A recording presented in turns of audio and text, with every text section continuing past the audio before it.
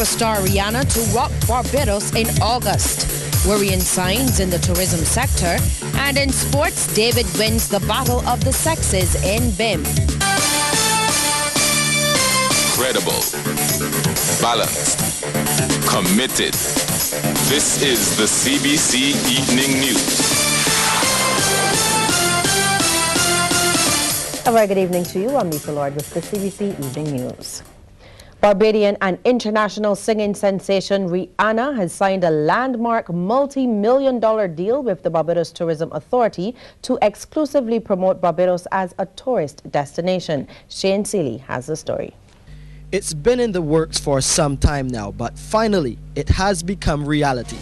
Rihanna is now officially part of efforts to promote Barbados across the world. The Barbadian superstar has signed a 3-year partnership with the Barbados Tourism Authority, which officially kicks off in Barbados on August 5th with a full-length concert of her current Loud tour produced by the BTA and Rock Nation. Speaking about the deal, Rihanna said Barbados is a place like no other, and one of the reasons for this deal is the spirit and national pride of our people. The BTA says that as an ambassador for Barbados, Rihanna will, over the next 3 years, exclusively promote the destination through advertising campaigns, promotional appearances, and via her social media presence. In addition to her concert in Barbados this summer, Rihanna will promote travel to the island from Brazil during her appearance on tour in September. Shane Seeley, CBC News. But in the meantime, there are worrying signs in the tourism sector that summer will not be a positive one for Barbados. President of the Barbados Hotel and Tourism Association, Colin Jordan, says hotels have already accepted that they will lose substantial amounts of money during the next 2 months. He says hotels are not seeing the bookings they are accustomed to at this time. The BHTA head says the airline industry is already adapting schedules to accommodate the reduced numbers. We have seen some double drops, what we call double drops, where planes, normally an airline would fly one flight to Barbados, maybe one flight to St. Lucia. We've seen some of the airlines consolidating and doing a double drop, flying to Barbados, flying on to St. Lucia, so that they're not sending 2 flights down. We've also seen some of the additional airlift consolidated, so where we may have had 2 flights on a particular day, we've seen one of those flights cancelled and the passengers consolidated into 1 flight coming in. That tells us that the summer is going to be challenging. Well, jobs are also of major concern to Mr. Jordan. The president of the BHTA says for the last 2 years they have worked closely with the Barbados Workers Union to maintain jobs, but the summer period will be a tough one. What is going to happen though is that we're not going to be able to maintain jobs at full week, 40 hours a week in a lot of cases. Many of our businesses, especially hotel businesses, are going to have to put staff on reduced work weeks.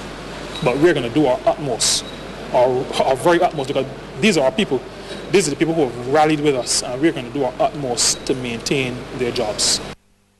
The Upper Chamber of Parliament has heard that people indebted to the National Insurance Scheme have responded well to government's waiver on penalties and interest. Acting Leader of Government Business, Senator Haseley Benn, says the scheme has collected $7.5 million from some 200 defaulters. He was speaking as the Senate debated an amendment to the National Insurance Act to extend the period of the waiver. Senator Benn has also appealed to self-employed people to join the scheme. This government is making a call for self-employed persons to check with the National Insurance Schemes Office and acquaint themselves with the program and the benefits of the program. The old concept of an old age pension based on reaching a certain age is something of the past. And this government is trying to get self-employed persons to understand that they have to plan for their declining years. And the best way to do so is to contribute to the National Insurance Scheme while they are able to work and to make money. Senator Benn's call was echoed by another government senator, Jepter Ince. He stressed that the days of receiving a non-contributory pension are over. Changes have taken place, and I'm appealing to those self-employed persons that the days where you can walk into the NIS and have contributed nothing to the NIS and expect to get a pension are over.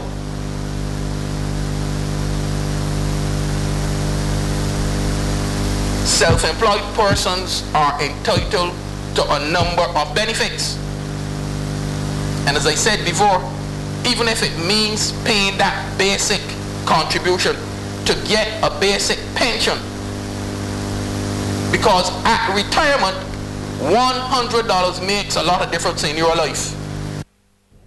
Another government member also had a suggestion for tackling the problem of delinquency among the self-employed. Senator Andre Worrell believes that government should make payments by this category of people more attractive. I believe that they will probably invest more in a private pension fund because they can possibly see the direct benefit from investing in that. But when it comes to the national insurance, it may not seem that prestigious, that lucrative an investment at that particular time. But you may probably need to make provisions to make it seem just as lucrative as an investment in a private pension fund, which most of those self-employed persons probably would have. The fate of Barbados's economy hinges on the performance of the rest of the world. This reminder from Finance Minister Chris Sinclair as he examined the state of Barbados's economy. The Finance Minister has pointed to worrying signs that the British economy is headed for a double-dip recession and the unsatisfactory results so far of the U.S. economy. He says the local economy is, however, still on track to register 2% growth. This is not an easy terrain to traverse. But we have done reasonably well in the circumstances. We've kept the social and economic fabric of the country together. We have taken tough measures when we had to take them. We are seeing those measures work, and therefore my message to Barbadians is to stay focused.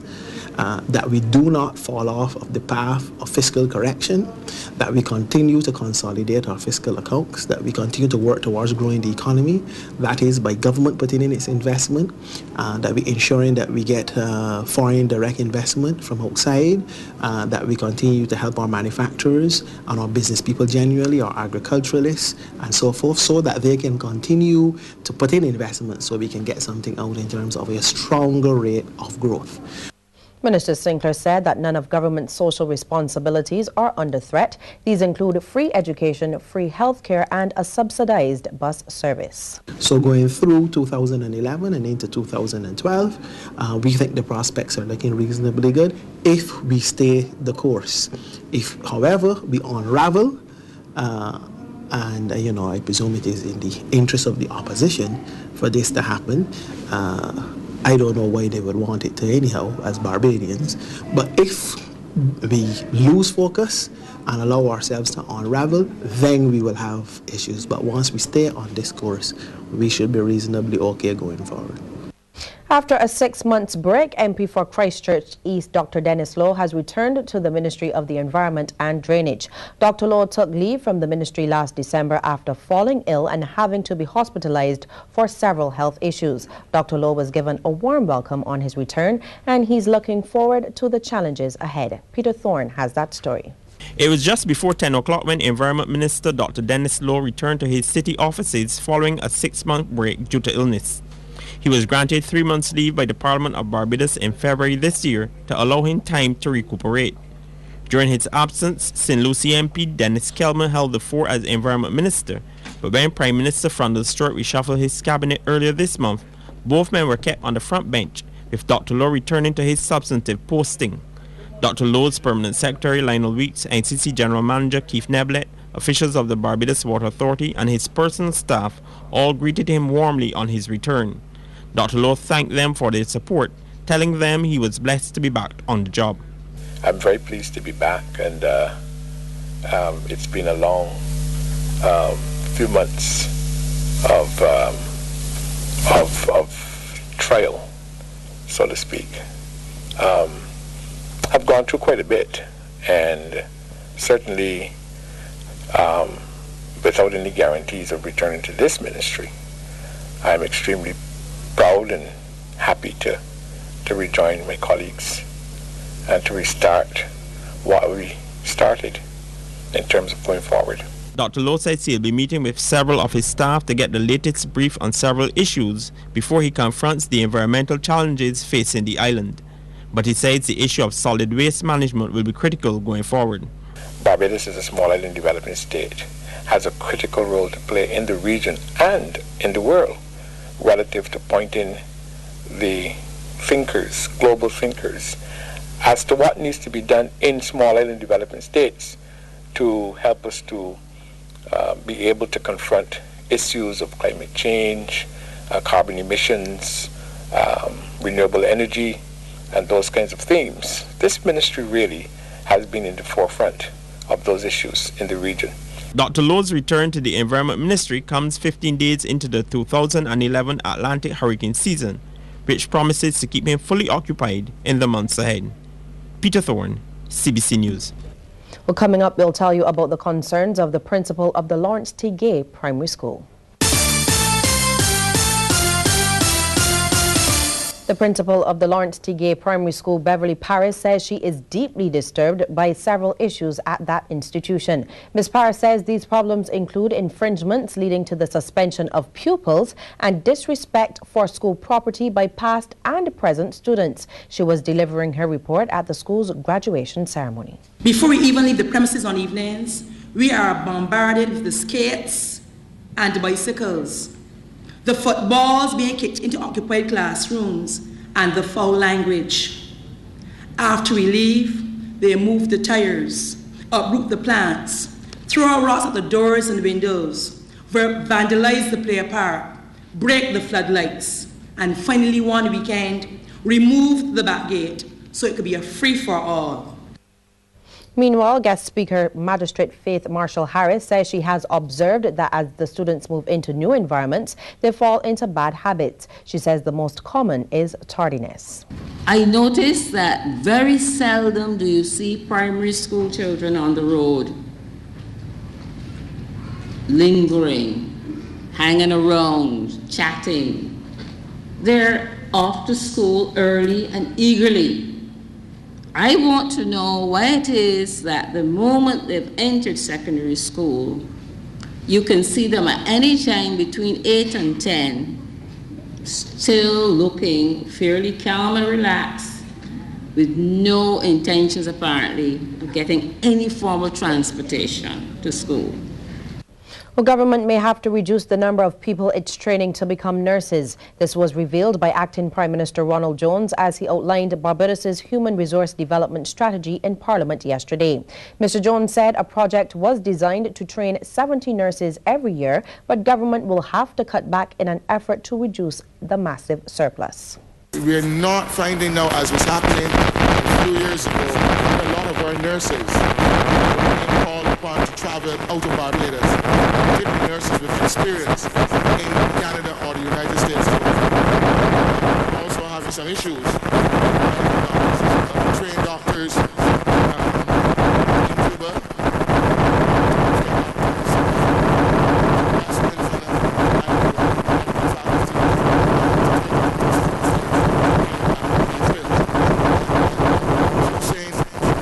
Every year started with 25 doctors, now to 35 doctors, plus all of those others for whom the state is not paid. The Acting Prime Minister also said there are trained doctors in Barbados who are not in full employment. Mr. Jones believes government may have to introduce a method of training specialist doctors and nurses in various areas. Students of the A.C. Graham Development Center workshop benefited from a lesson in golf on the Barbados Golf Club's drive-in center yesterday. Executive Assistant for the club, Trilicia Crawford, says they were contacted by the Optimist Club to provide the opportunity for some students to do some golfing. An experience, Ms. Crawford says, was indeed an enjoyable one. We spent approximately 90 minutes with our golf pro, Michael Marshall, and some of our volunteers. Some of them are juniors themselves, just showing these kids what golf is all about and just letting them know that golf is for all abilities. A lot of the kids took to it very well. They're a lot better than I am, and hopefully we will see them back at some point in time. And the students said they definitely enjoyed their day of activity. I liked hitting the balls, and it was very fun. I like it here. Thanks a lot. I like playing golf. It's fun. I like to see my mommy on CBC. I can send the cover. I like to play golf. I have a great printer.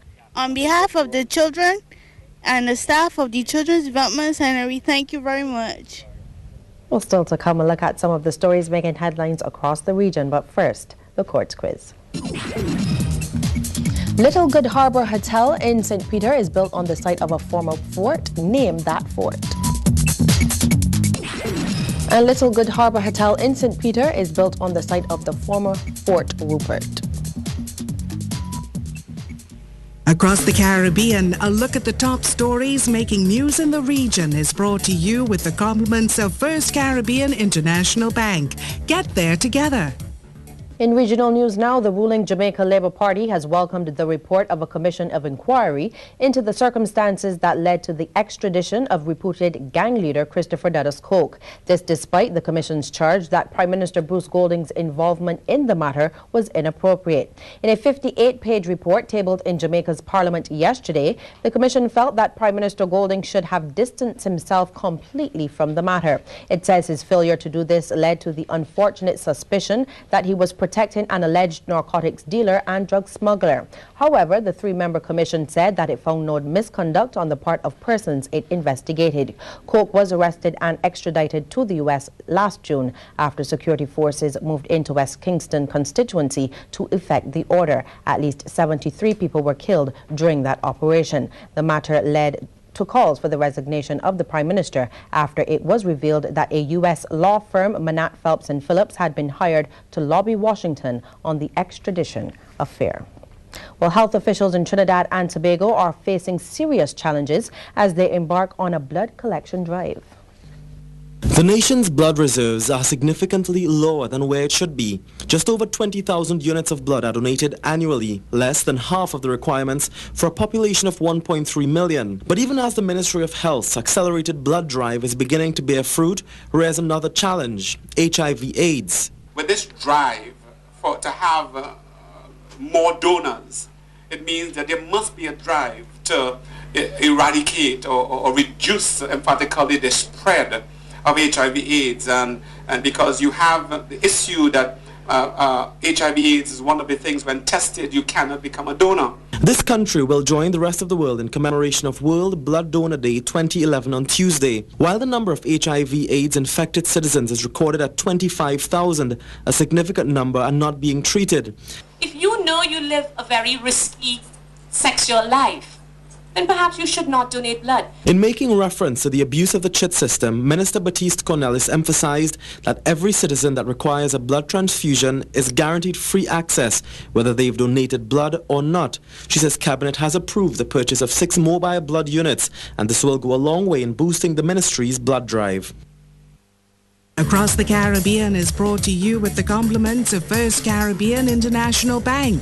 Get there together.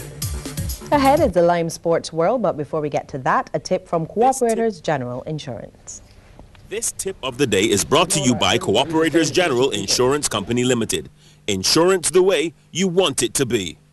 In the event of a hurricane warning, make trees close to your home more wind resistant by removing deceased and damaged limbs. Very good evening to you. I am Mark Seal with your Lime Sports World. The defending BABA Men's Premier League champions may have to go the rest of the 2011 season without one of their starters. Power forward Ricardo Yearwood of Impact Station Hill Cavaliers is likely to be banned for multiple games after an attack on Nichols Bacon Company Cougars point guard Keith Mayers last night at the Wildy Gym during their matchup. The incident occurred in the second quarter of the opening game, and it got Yearwood sent off from the game, which also means that he will automatically be banned from the Cavs' next fixture against the Patriots tomorrow. A report has been sent to the BABA's disciplinary committee, and it's very likely that if found in breach of the code of conduct, Yearwood's punishment will be extended. At the beginning of the game, Adrian Stewart was carving up the Cavaliers. That's a three-pointer. Then Stewart, here of the fancy dribble, over the line, passes it, but gets it back for the short jumper. Cavaliers trying to figure out just how to stop Stewart. Coach Adrian Cragwell and all the other players just not knowing what to do right now, because here's Stewart once again with the reverse. He had a game-high 26 points, but the Cavs did figure it out. Kevin Seeley, first blocked, but he stays with it. 2 points. He had a team-high 14 for the Cavs, and they were only down 17-16 at the end of the first quarter. Kelvin Patterson, realizing that Marlon Bascom was free, and he picks him out for the layup. Bascom had 10. This is where the game got ugly. Physical play going on in the key between Keith Mears of Cougars and Ricardo Yearwood. Yearwood didn't take kindly to maybe a bit of elbow that he got to the chest, and he responded with a drop kick to Mears' face. Of course, Yearwood would be ejected from the game, and Mears had to be held back. At that stage, the Cavaliers were actually leading 12-9 with 7:21 to go in the first half. Yearwood having to leave the bench and leave the gym. And the Cougars, they went on to win the game by 9, 73-62. They now have a 2-5 record. The Cavaliers dropped to 2-4. And in the night's other game, Pinelands defeated Rollaway St. John Sonics 65-56 to move their record to 4-2. For the Pine, Charles Vanterpool scored 19 points and Ramon Simmons 18, while for Sonics, Jefferson Trotman had 18. On to cricket, Legiamont Gaskin has scored the first century of the Lime 2011 Under-15 cricket season. Gaskin scored 123 not out, as Foundation scored 227 for 2 in 27 overs against Parkinson at Churchill. Ronaldo Estwick added 53. Parkinson in reply reached 122 for 7 for Foundation to take first innings honours under the new regulations, which dictate that first innings points will be decided on the first day of the two-day fixture. Meanwhile, at Messiah Street, defending champions The Lodge have lost first innings points to rivals Harrison College. College made 111 in 28 overs, with Geran Goddard taking 6 for 33. But the Lodge were restricted to 104 for 9. CBC's Anna-Marie Burke reports. Geran Goddard was Lodge's leading bowler, bagging 6 scalps on the day as the Harrison College top order struggled to cope. The Harrison College top order in tatters. Next to go was Brandon Steele. He was LBW to a rampant Goddard, bagging his 3rd wicket of the innings so far, and he wasn't finished yet. Jason Prescott was next in, and he struggled to post any sort of resistance to Goddard's pace and accuracy, as he also fell LBW for a duck. Zachary Noel was Goddard's next victim, as he was bowled round his legs after Goddard cleverly went around the wicket to change the angle. But then in came Alexander Branch. He would prove to be the only batsman to take the attack to the Lodge bowlers, and he wasn't finished yet. Here he is with a nice pull behind square off Goddard for 4 more. Branch was taking a liking to the Lodge School's main strike bowler in this over, and he finished it off with a powerful hit over mid-wicket for his 3rd 4 in the over. Entertaining stuff from Branch. Dominic Hart fought valiantly for his team, but he eventually fell LBW to Andre Hayward for 6. Fabian Best was next in and looked positive for a quick cameo, but he too went through the LBW route. So the final score in the day, Harrison College 111 for 9 after 28 overs. Anne-Marie Burke, CBC Sports. Thanks, Anne-Marie. And in other matches, at Husbands, Lester Vaughan took first innings honours from Queen's College. Scores: Lester Vaughan 137 for 7, QC 83 for 8.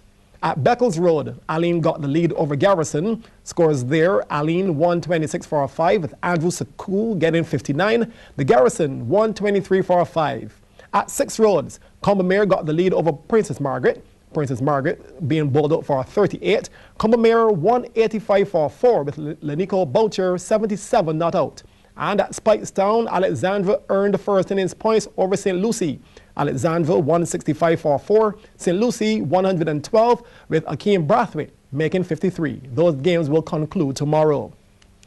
The women won the latest battle of the sexes when the women's world #1 squash player Nicole David took on local top men's champion Sean Simpson last night at the Barbados Squash Club. CBC's Melissa Farley reports.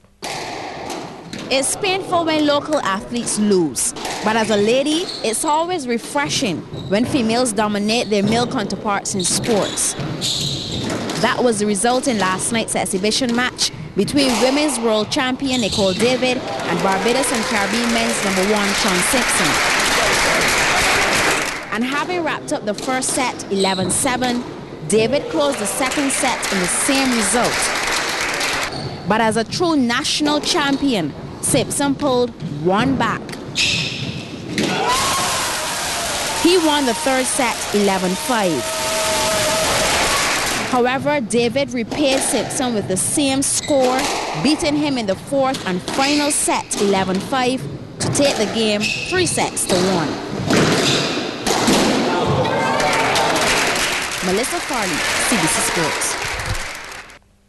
James Johnson will be seeking his 5th consecutive Barbados Open golf title when the United Insurance-sponsored amateur tournament tees off this weekend. The defending champion is expected to reign supreme on his home course, Royal Westmoreland, where he has the best score of 65, which is 7 under par for that course. Johnson, who has already won this year's Trinidad and Tobago Open and the St. Kitts Open, isn't feeling too much pressure at this moment, but he says he's well aware of his main rivals. You prepare and train pretty much, 3 or 4 months in advance for this event. It's the biggest event in Barbados. It's a great honor to be considered national champion. But at the same time, I have a confidence and I try to take that pressure off of myself. And by believing that I can and will win. I think it'll come from Talon from Trinidad and Adrian Norford. Unfortunately, our 2 local stars, Marcus Clark and Julian Jordan, are out of the island and won't be able to play this weekend. And they certainly would present a bit of a challenge, but because they won't be here, I think it'll be Adrian and Talon. Carson Leacock and Judd Cozier are also among those in the championship flight, looking to dethrone Johnson. Most of last year's winners are about to defend their respective titles. There's expected to also be a keen battle for the top spot in the women's flight.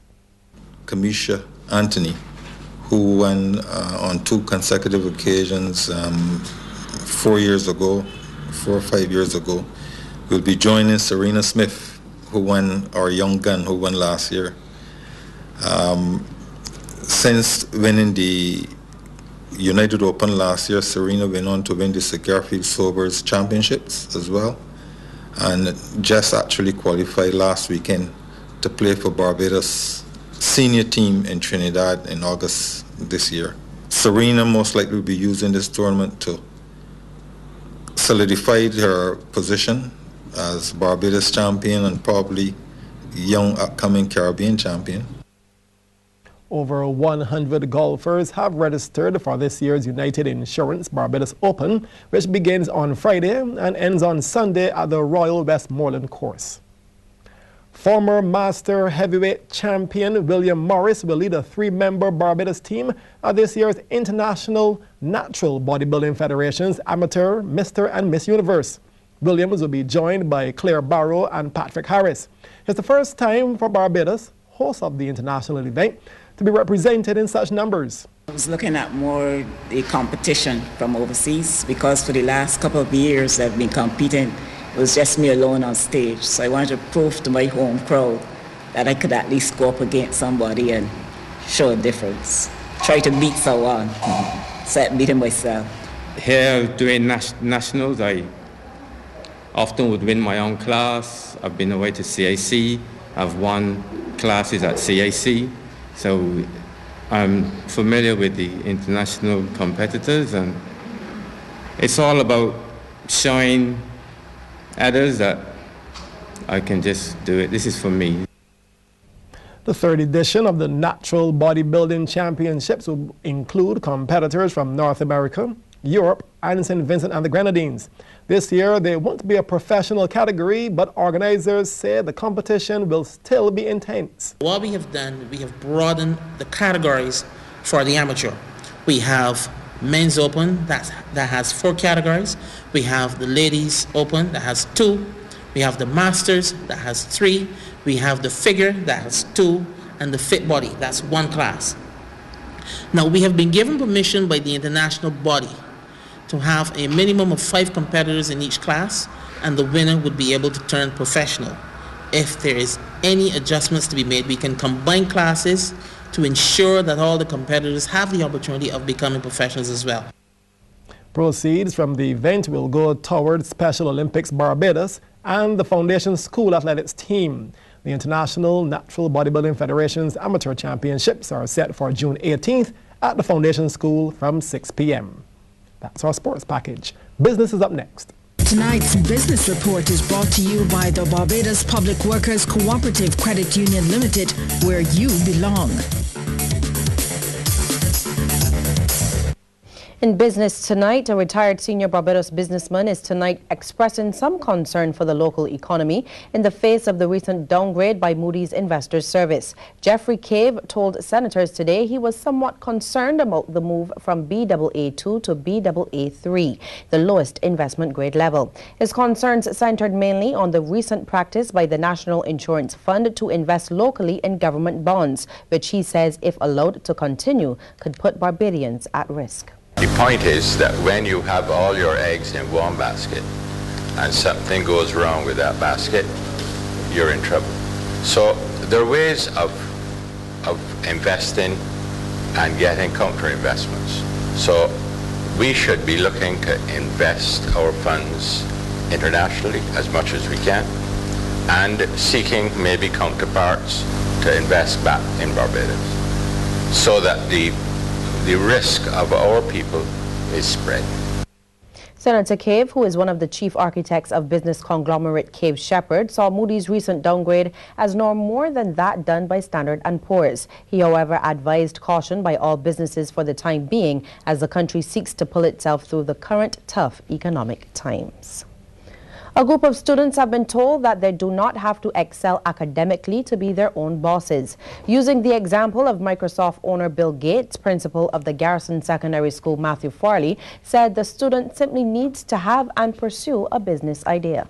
It is the people who demonstrate the capacity to move ideas to reality, to move from theory to practice. Those are the people who change and transform the world. Not that academics are not important. Educational institutions of the 21st century, therefore, and beyond, must be judged by the extent to which they generate individuals with such capacity.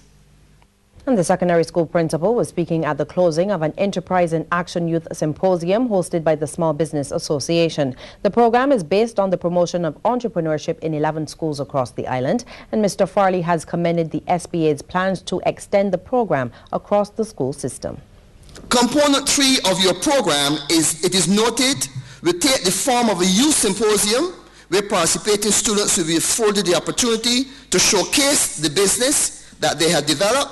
The opportunities to experience the intricacies of the Barbadian work environment through placement and job attachment must be highly commended, as well as those companies that gave participants the initiation into the real world of work. As a principal and as an educator of some 38 years, I endorse your vision for the program for the academic year 2012-2013.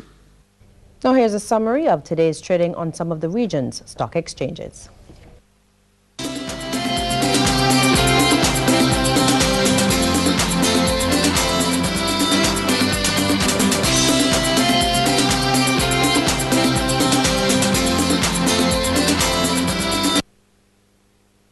Guyana's President Barak Jagdeo is warning of tough financial times ahead for the region. We get more in this report. Among the issues he feels needs to be addressed is that of the beleaguered financial services sector.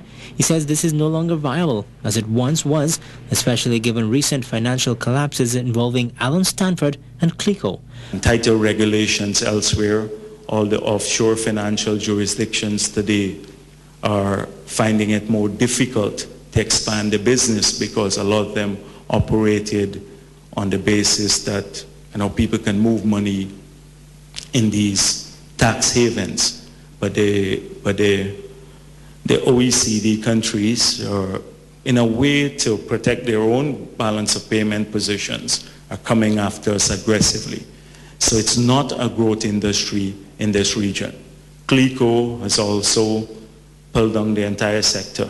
Guyana's president is also concerned about the future of the energy industry and the implications for the region. He says there's a global drive to produce biofuels, and he feels this could be to the detriment of energy-based economies, such as this in Trinidad and Tobago. In terms of renewable energy, like a second-generation biofuel, and there's a huge amount of money going into research now. China alone has put $28 billion into research, looking for new, more cleaner fuel. If that's deployed at scale, you know what's going to happen to oil and gas. The price would plummet. He's suggesting the immediate divestment away from oil and gas, as he suggested as well that tourism and agriculture were also losing their earning potential given world developments. He's now urging regional leaders to think outside of the box in charting the way forward. David Best will be along next with the weather forecast.